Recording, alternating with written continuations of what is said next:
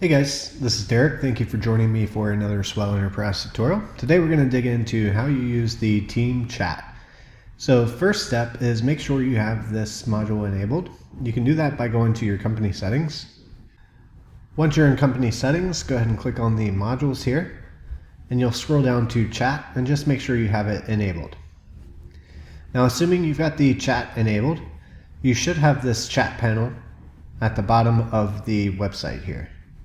So in order to use the chat, go ahead and click on the chat icon. You may or you may not already have some chat rooms active, but to create a chat room, go ahead and click on the people icon here and give it a name. So this name can be essentially anything. We can say team chat, or we can make it towards a specific client. However you want to use the naming convention here. So for this example, I'll just go ahead and use team chat.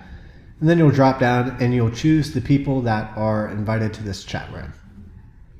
Once done, go ahead and click on Create Group.